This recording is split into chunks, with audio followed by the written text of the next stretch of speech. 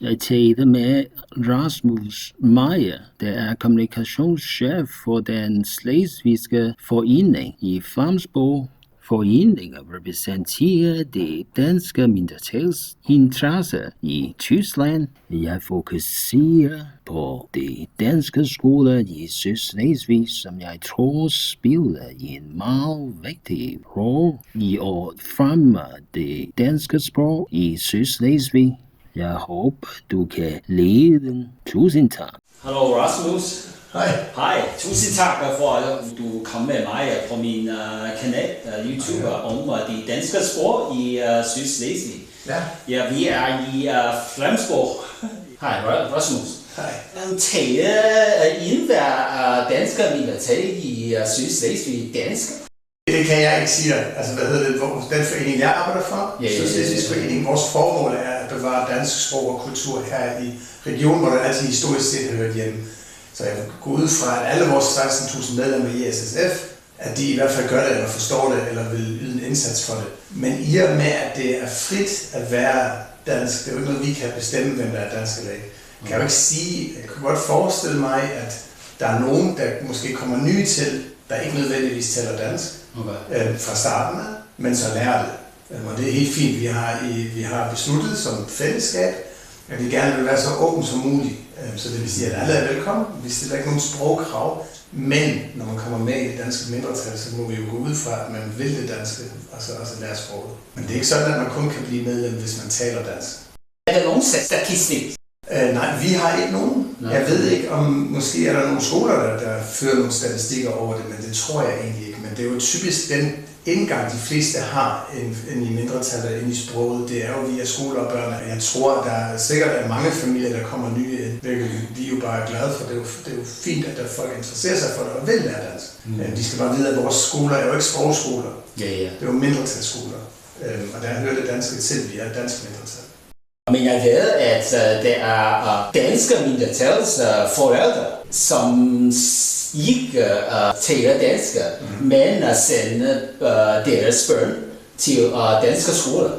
Der er nogle danske kurser tilgængelige til de forældre, som ikke taler dansk. Altså de skriver under på, når de tilmelder sig i danske skoler, at de vil lære sproget. Og det går jeg så ud fra, at de så også gør, når de skriver under på det. Men du skal også skelne mellem det ene, det er skoleforening, hvad de gør. Det andet er SSF, hvad vi gør. Vi er ikke en stor mindretalsorganisation, der siger, at nu skal I gøre sådan og sådan. Så jeg synes, det er helt fint, at der er nogle forældre, der måske ikke kan dansk, eller ikke kan det endnu, der tilmelder sig. Det synes jeg er helt fint. Jeg har dog den forventning, at de så også lærer sproget, eller de vil det i det mindste. Men der er nogen, der måske ikke er så gode til at lære sproget. Du kan være helt sikker på, at deres børn, de lærer det fint, og de bliver også en del af mindretal. De bliver sådan, 80% af dem kommer til at læse i Danmark, dem der tager studentereksamen, og de bliver meget danske meget hurtigt. Det er ikke det, der er det. Men forældrene, de skal også vide, at de er gået med ind i et mindretal, og det er forældrene også, ikke kun deres børn. Men det er jo en oplysningsopgave, som ligger hos skolen, og til det også, men mine erfaringer, det fungerer helt godt. Du skal vide for eksempel, min oldefar, han kom ny ind, han talte ikke dansk. Oldefar? Okay. Oldefar i dansk? Nej, han kom fra Heidelberg. Fra Heidelberg, og ville ind i til Danmark, men blev så her ved Flensborg, så arbejdede der. Han kom ny ind, og man lukkede ham ind, man sagde til ham på hørt, men blev en del af mindretallet. Mine forældre har talt dansk med mig, så jeg taler dansk med mine børn. Det er vigtigt, det er meget, meget vigtigt. Men altså, og sandheden er jo den, eller realiteten er jo den, min kone, hun er fra den tyske flertalsbefolkning, så hun taler tysk med børnene. Jeg taler dansk med dem. De svarer lidt efter, hvad de har lyst til, fordi de ved, at mor og far, vi kan begge to forstå dansk og tysk. Men det er jo meget normalt. Det er ikke for mange af vores familier. I Sydslesvig, Rasmus? Ja. Jeg har et meget interessant spørgsmål til dig.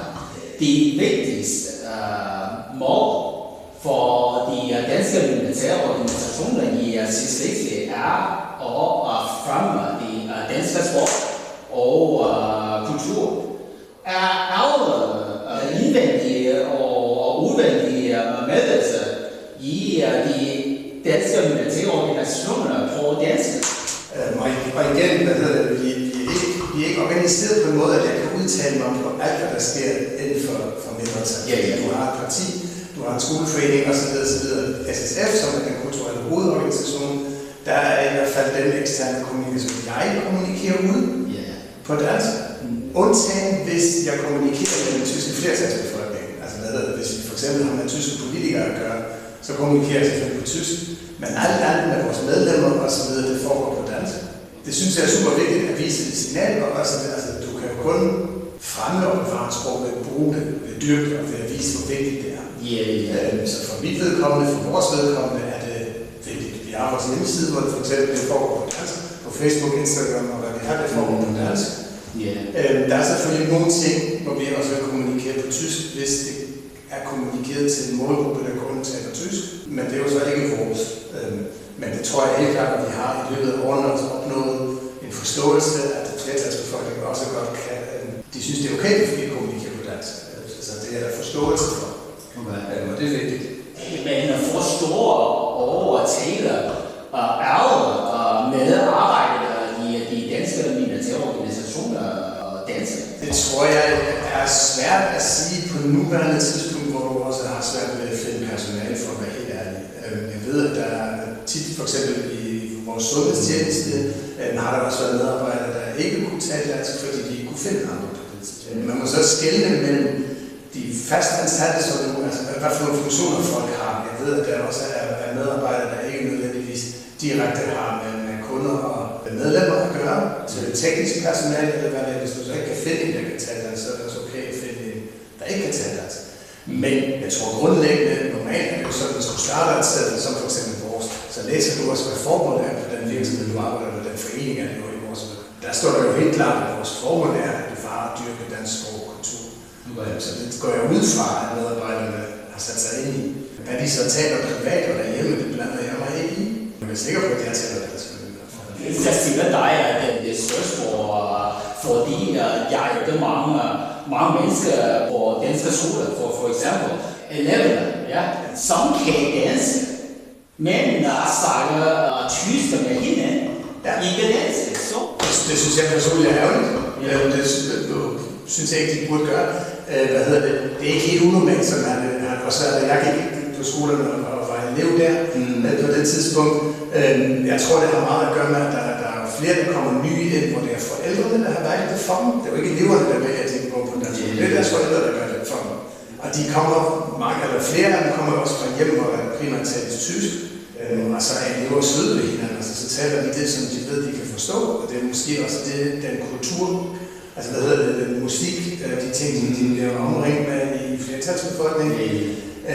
Så det kan godt være, at de taler tysk, hvis de taler nok ikke tysk med lærerne eller i undervisningssituationen. Det er nok ude på legepladsen eller ude i skolegården. Der sker rigtig meget mellem mange af dem, de kommer nok, eller de fleste af dem, de kommer til Danmark på et tidspunkt, og så sker der også rigtig meget, fordi de kan dansk, og grundlaget er der. Men det skal blive mere et kultursprog for dem, end noget, de lærer i skolerne, altså betale i skolerne. Og det gør det den vejen. Du kan ikke være i tvivl om, jeg har et eksempel. Altså, der var også nogle venner, jeg talte tysk med. Ikke alle, men det var der også. De fleste af dem, de bor i Danmark i dag, de taler dansk. De er hernede med deres familie, hvor de taler dansk. Så der sker jo rigtig meget. Men jeg tror, vi skal ikke komme derhen, hvor det er os fra SSF, der går på skolerne og dikterer. Men alligevel, altså alternativet vil jo være, at vi skal diktere børnene, hvilket sprog de skal tale. Og det tror jeg er forkert. De skal opleve noget, altså de skal jo få lyst til at tale dansk. Og det tror jeg, de får ved, at vi dyrker det på en god måde. Og ved, at de også får kontakt til Danmark, og ved, at vi er jo heldige, vi som mindretal har moderne, og de kan komme hen og opleve det. Så jeg er glad for, at de fleste af dem, når de er færdige med studentereksamen, tager til Danmark og læser det. Og så lærer de rigtig meget. Det gør de i forvejen, men der lærer de så noget dansk på en lidt anden måde. Og der skal meget med, og det kan du være sikker på, hvis du møder nogle af de elever, du har talt med eller set sig. Prøv at snakke med dem om 5 år endnu. Så bliver det en helt anden sprog, de taler, en helt anden kultur, de oplever.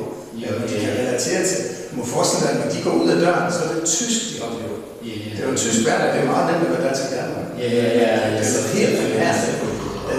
Og før i tiden var det jo meget antitysk, den måde vi mindretal var på. Det er vi ikke mere i dag, så de oplever, de får rigtig meget tysk indflydelse. Det er jo også i orden, så længe de sådan ved grundlæggende, hvad det er, de har sagt ja til, og de finder tilbage til det. Det er ikke eleverne, jeg synes, er et problem, hvad det er. Jeg synes, det er lidt ærgerligt, at nogle forældre, der ikke dyrker det mere, ikke rigtig har forstået, at vi er et mindre mindretal, der bruger det som sprogsprog. Det tror jeg, vi skal være forsigtige med. Men det skal være kærlighed til sproget. Der skal det jo ikke en eller anden lærer, der står med en stor pegefinger og siger, måske i alle samtaler. Altså, det tror jeg ikke, vi får meget ud af. Okay. Rasmus, jeg har et spørgsmål om de danske mindretalere i Sydslesvig. Det ender os, at der er omkring 50.000 danske mindretalere i Sydslesvig, men uden officiel statistik. Så er de vigtige at holde styr på antallet af de danske mindretalere i Sydslesvig. Ja, altså hvor stort det er, det ved man jo ikke med sikkerhed, fordi vi ikke må efterprøves på vores sindelag. Det vil sige, at de tyske myndigheder, det er et resultat af 2. verdenskrig og von København-erklæringerne fra 1955, må ikke efterprøve os på den måde, at de må spørge, er vi dansk, er vi tysk. Så derfor kan man ikke sige det med sikkerhed, men ud fra hvor mange medlemmer vi har i vores foreninger, hvor mange der stemmer på partiet, hvor mange børn der er i skolerne og i børnehaverne, går man ud fra, at det er ca. 50.000. Der er dansk selv. Men man kører i Tyskland et princip, der hedder dene ist wer will, at dem, der vil være danskere, de kan være det. Så der er ikke nogen betingelser på den måde, og derfor er det svært at efterprøve det. Men 50.000 er egentlig det tal, man sådan er enige om. Der har været undersøgelser, der har vist, at vi er flere, der har været undersøgelser, der har vist, at vi er færre. Men 50.000 er sådan det tal, man fra begge sider, hvorfor alle sider er enige om. Det tror jeg fungerer helt fint. Men kan vi gøre en fortælling? Det tror jeg godt, man kunne gøre. Der er sikkert også andre. Det er der mange mindretal i andre regioner vil gerne have folketællinger. For eksempel det tyske mindretal i Polen, eller Sydtyrolerne eller andre, for at kunne dokumentere, hvor mange de er. Det har man i Tyskland meget dårlig erfaring med, at folk de skal sige, hvad de er, og registreres for noget. Det vil jo så i givet fald heller ikke kun gælde for det danske mindretal, men også for Sinti-romerne, der også er et anerkendt mindretal i Tyskland, eller for sorberne, eller friserne. Det tror jeg ikke alle er interesseret i, og jeg tror heller ikke, at man i Tyskland har en historie for at gøre sådan noget. Og i ret beset er der, tror jeg, ikke nogen, der er interesseret i at gøre det, så derfor er der vel slet ikke nogen grund. Jeg tror ikke, at tallet er så forkert, så hvorfor skulle vi registreres for vores sindelag? Det tror jeg ikke, der er behov for. Spørgsmål? Udover offentlige tyske tilskud fra landene Slesvig-Holsten, hvor træder de danske mindretalorganisationer i Slesvig også de danske offentlige danske tilskud. Hvor heldige tror du, at de danske mindretalorganisationer i Slesvig er i sammenligning med andre mindretalorganisationer i Tyskland for eksempel, lille tyske og mindretalorganisationer, der ikke må træde tilskud fra en tredjepart-stat. Ja, man skælder, altså man kalder det non-kin state minorities, som for eksempel friserne, sorberne, og sinti-romerne i princippet også, der ikke har et hjemland på den måde. Og det er fuldstændig klart, at vi er en meget privilegeret mindretal. Man må så huske, hvad vi kom fra, også fra krig og grænser, der var rykket, men vi er jo et sted, hvor vi bliver anerkendt af den danske stat, der betaler tilskud, men vi er også anerkendt af den tyske stat, der også giver os tilskud. Så vi er jo et meget godt sted, hvad det angår. Og det er vi meget klar over. Det er også derfor, vi er med i organisationer som for eksempel FUAN, som er en europæisk mindretalsunion, der kæmper for, der arbejder for, at vi i fællesskab, alle mindretal, får bedre rammebetingelser. Så at vi prøver med vores privilegerede sted at stå som dansk mindretal, også at bidrage til, at andre har det lige så godt. Man skal altid passe på med, at man ikke kigger misundeligt på hinanden. Det tror jeg ikke, vi får meget glæde ud af. Men vi kan prøve at se, hvor vi kan hjælpe hinanden. Sådan at jeg vil jo ønske mig, at alle mindretal kunne leve deres sprog og kultur, ligesom vi kan, eller at de kan dyrke det. At det mange steder i Europa kan mindretal ikke engang gøre det fredeligt. Men de bliver slet ikke anerkendt. Og der er vi jo heldigvis et andet sted, og det kunne man jo måske, kan vi bidrage til, at andre får det lige så godt. Vi har lige haft besøg af for eksempel tysk mindretal i Ukraine. Da vi kigger på, okay, hvordan gør man her, hvordan har man gjort den dag, man opbygger en stat i Ukraine igen, kan man tænke mindretallene med ind fra starten af, sådan at der måske ikke behøver at gå 100 år, for at man når så langt. Og sådan nogle ting skal vi arbejde med også, at vi skal prøve at se, okay, hvordan kan vi hjælpe andre mindretal, hvordan kan vi hjælpe sorberne, friserne. De har selvfølgelig en helt anden problem. Vi kan få aktuel dansk sprog og kultur. Vi kan sende 80% af vores børn til Danmark. De kan ikke sende deres børn væk for at lære frisisk eller for at lære sorbisk. Det kan de ikke på samme måde, som vi kan. Så det er en kæmpe udfordring for dem. Vi har så det problem, at der er nogen, der kommer ind i mindretal for at lære sprog, fordi de synes, det er godt. Der er ikke nogen, der kommer ind til friserne eller sorberne for at lære sproget, fordi de godt vil holde ferie, eller fordi de tror, det er en fordel rent økonomisk. Altså, vi har noget, der hedder et mindretalsråd i Tyskland, hvor de 4 nationale mindretal arbejder sammen. Vi har også et samarbejde med en gruppe af plattysktalende, der er der masser flere forskellige. Vi har her i Slesvig-Holsten noget, der hedder Minderheiten Kompetenznetzwerk, et mindretalskompetencenetværk, hvor vi som mindretal, er det tyske mindretal i Danmark også med, hvor vi prøver at sidde og arbejde sammen med andre mindretal for at se, hvordan kan vi hjælpe hinanden. Mindretalsrådet sidder i Berlin, hvor vi jo så prøver på at lave lobbyarbejde for alle 4 mindretal. Og det har vi på europæisk plan også, der hedder det så FUN. Vi har et tæt samarbejde også med det tyske mindretal, som nævnt. Og det gør vi jævnligt. Vi har nu her i oktober, er der en stor FUN-kongres i Sydtyrol i Bochum, hvor mindretalsorganisationer fra hele Europa mødes for at se, okay, hvor kan vi hjælpe hinanden? Hvad er udfordringerne for katalanerne? Hvad er udfordringerne for Kashukken i Polen eller for Krimtataren? Hvad ved jeg? Altså, der er jo rigtig mange mindretal, også i Norden. Men se, okay, hvordan kan vi arbejde sammen med hinanden, så at vi alle sammen får det bedre? Det går vi jo så ind i. Jeg er meget godt klar over, at vi er meget heldige. Man må så også vide, at det er nogle forfædre, der har kæmpet for, at vi kan være så heldige. Det er jo ikke kommet bare sådan. Men det har de gjort godt, og vi er heldige, og vi står et godt sted. Og det skal vi være glade for. Rasmus, gode og ærede danske mindretalsbørn og unge i danske skoler i Sydslesvig? Og det er igen et svært spørgsmål at svare på, fordi vi ikke er registreret på den måde. Altså, det kan jeg ikke svare på. Jeg kan sige, at alle børn, der går i vores børnehaver og skoler, har jo valgt at blive en del af mindretal på den måde, at de bruger vores institutioner. Men du kan jo i princippet godt være en del af den danske mindretal, uden at gå i en dansk skole. Så derfor er det svært at sige. Jeg tror også, at der er nogen, der bor måske uden for Sydslesvig, men stadigvæk ser sig som en del af det danske mindretal, hvor der bare ikke er nogen mindretalsskoler, de kan gå på. Det er svært at sige. Jeg kan i hvert fald sige, at dem, der er på vores skoler, de har bevidst valgt det. Om der så er nogen, der også er en del af det danske mindretal, der ikke går på skolerne, det kan jeg ikke sige med sikkerhed. Jeg tror, at det er meget, meget vigtigt, at alle danske minoritetsbørn går i danske skoler for at fremme de danske sprog. Og der er der sikkert vi har, altså derfor har vi også efter folkeafstemningen i 1920, der valgte man jo fra siden af det danske mindretal at sige, okay, hvis grænsen nu ligger der, hvor den ligger siden 1920, at så skal vi have et skolevæsen. Vi skal have børnehaver, vi skal have skoler, for ellers bliver det rigtig svært for os som mindretal.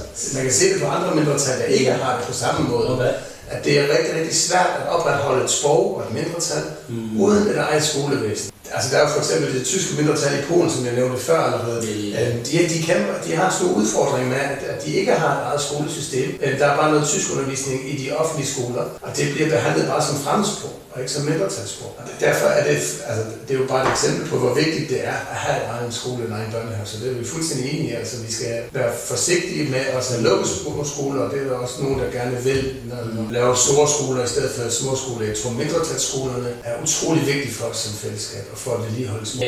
Rasmus, jeg ved, at nogle tyske forældre, de er ikke danske mindretal, men de sender deres børn til danske skoler, fordi de siger til mig, at det danske skolesystem er bedre end det tyske.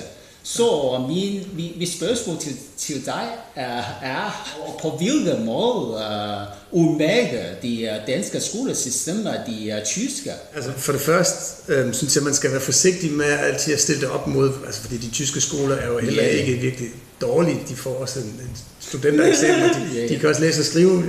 Skal man altid være lidt forsigtig med, tror jeg, at stille det op på den måde. Men det er klart, at de danske skoler her i Sydslesvig, det er for mange forældre, er det også et alternativ til, at man har i Tyskland været i gang med en masse reformer, ligesom man har været i Danmark, hvor man har lagt skoler sammen, så de blev større skoler, mens de danske mindretal har været meget opsat på at holde fast i de små skoler.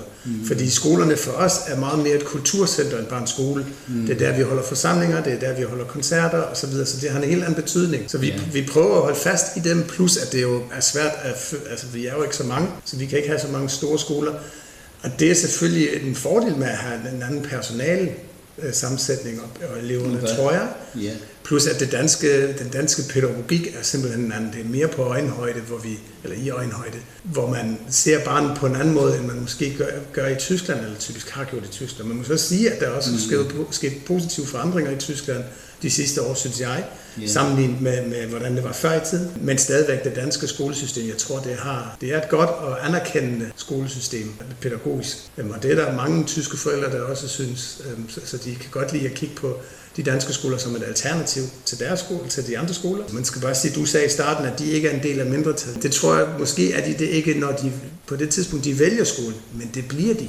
Fordi det bliver de hurtigt, fordi som sagt, de der skoler, som vi dyrker, det er meget mere end bare skoler. Det er kulturcentre, det er mødesteder, det er kirkerum, vi bruger det jo til alt muligt, og det bliver du som forældre en del af. Du går med i foreningerne, om det så spejder eller hvad det er. Og så kan det godt være, at de ikke taler flydende dansk i starten, og det kan også godt være, at de valgte det er måske ikke de helt rigtige grunde. Men min erfaring er, at de meget hurtigt bliver en del af mindretallet, og de fleste af dem, de bliver også ved med det, når børnene de er flyttet. Er det egentlig i, at det danske skolesystem er bedre end de tyske? Det er jo svært at sige, fordi jeg har ikke været i det tyske. Det kan jeg dårligt sige noget til. Jeg har ikke prøvet det. Ikke på den måde i hvert fald, men altså min kone, hun har jo fået en tysk uddannelse, og hun kan også læse og skrive, så det kan jo godt lade sig gøre. Men min erfaring er, at jeg har haft meget gode skoletider. Jeg har haft en god oplevelse med lærere og pædagoger, som har været gode ved os børn og været meget anerkendende. Og det tror jeg er noget, der præger Danmark bestemt, og jeg tror ikke kun sammenlignet med Tyskland, jeg tror Danmark har et rigtig godt skolesystem og et godt syn på børn, som man godt kan være lidt stolt af. Rasmus, der er gode danske gymnasier i Sydslesvig, nemlig A.P. Møller skole i Slesvig by, og du bor skolen her i Flamsborg, så synes du, at der er nok danske gymnasier i Sydslesvig? Vi er jo så heldige faktisk, at vi har to. Da jeg gik i skole her, der havde vi kun ét gymnasie. Der var der kun gymnasiet her i Flensborg. Og så fik vi jo A.P. Møller skole senere. Og det er rigtigt, altså især i Slesvig, hvor du har elever, der kommer ind fra Fredrikstad, og de står klokken 4-5 om morgenen for at kunne nå at komme i skole. De har heller ikke et kollegium. Vi har i Flensborg har vi jo et kollegium, hvor folk også kan bo. Det har vi ikke i Slesvig på samme måde. Og det kan man jo godt diskutere, altså om man så skulle have endnu et gymnasie på Vestkysten, eller hvad man skulle. Jeg tror ikke. De er godt besøgt, og det passer godt, og det fungerer godt, og det, som sagt, prøv at sammenligne det med andre mindretal, der slet ikke har det, og slet ikke på samme måde, som vi har. Så jeg tror, vi skal være glade for det, hvad vi har. Selvfølgelig kan vi altid drømme om noget mere, det kan man altid, men først og fremmest tror jeg, vi skal være meget glade for det, hvad vi har. Man må heller ikke glemme, at vi skal også være forsigtige med, at det ikke, gymnasiet er jo ikke nødvendigvis noget for alle børn. Der er også nogen, der tager en uddannelse, og der går en anden vej. Men det skal vi også huske, og ikke kun tænke på gymnasiet og uddannelse eller studier på den måde. Men grundlæggende er jeg glad for det, hvad vi har. Selvfølgelig arbejder vi altid på, at det kan blive lidt bedre, men vi skal også lige huske at være taknemmelige, og det synes jeg. Jeg taler med mange elever og forældre også. For eksempel, hvis man bor i Husum, er de nødt til at køre bil 1 time frem og tilbage. Det er meget tid. Ja, vi er fuldstændig enige. Altså, selvfølgelig er det et problem. Det er jo også et problem for foreningslivet for eksempel, fordi hvis de bruger en time i bilen, så er det en time, de ikke kan bruge i roklubben eller i håndboldklubben, eller hvad vi er. Det er vi fuldstændig enige i. Men vi skal også være realistiske. Altså, vi kan ikke stille gymnasiet i Husum, og i Fredrikstad, og i Rendsborg, og i Flensborg, og i Slesvig, og i Posil. Det duer jo ikke. Altså, det kan vi ikke. Vi er et mindretal, så det har vi heller ikke elever til, plus det koster mange penge. Det tror jeg, man skal være forsigtig med. Men selvfølgelig må vi drømme om sådan nogle ting. Men vi er allerede nået rigtig langt sammenlignet med før. Vi har jo opnået at få 2 gymnasier i stedet for 1. Og det synes jeg, det er stærkt, at vi har nået det. Før i tiden skulle de jo så køre fra Fredrikstad til Flensborg. Nu er det kun til Slesvig. Og selvfølgelig kunne der være mere. Vi kan altid drømme om noget mere. Det er vi enige om. Det kan også være et problem. Men så skal man også lige huske på, at vi er et mindretal, der ikke bare kan bygge gymnasier lige, hvor vi har lyst til. Sådan fungerer det jo ikke. Og det er også okay. Altså, vi finder jo løsninger, der fungerer godt. Altså, det er jo ikke sådan, at vores elevtal er gået ned. Men vores medlemstal, tværtimod, det er meget konstant, og det fungerer fint. Jeg snakker med en elev, og han venter på bus 3 timer frem og tilbage fra Liber. Der er så mange ting, vi må snakke om, fordi at det skal tage 3 kvarter at køre med bus fra Nibel til Flensborg. Det er jo et politisk problem, at der er så dårlig infrastruktur, at man fra Fredrikstad til Slesvig skal bruge så lang tid. Det er jo derfor, vi har et parti også, som kan hjælpe med, at vi har bedre offentlig transport. Fordi løsningen er jo ikke, at vi bygger gymnasier i alle byer. Vi bliver nødt til på en eller anden måde at finde ud af, hvordan vi kan gøre det. Men hvis der er flere danske gymnasier i Sydslesvig, der er flere mennesker, som sender deres børn til danske gymnasier, fordi det danske skolesystem er umærket de tyske.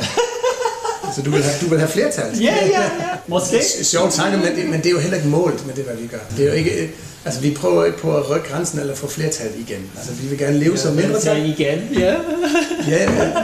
Det er jo historisk set, men det er jo ikke målt med det, hvad vi gør i dag. Jeg vil gerne have lov til at kunne leve på den her måde. Jeg vil gerne have, at mine børn kan gå i danske skoler. Men vi er jo ikke missionerende på den måde, at nu skal vi bygge skoler over det hele og få alle tyskere til at blive danske. Det er ikke det, det, er ikke det vi gør. Det er ikke det, vi prøver på.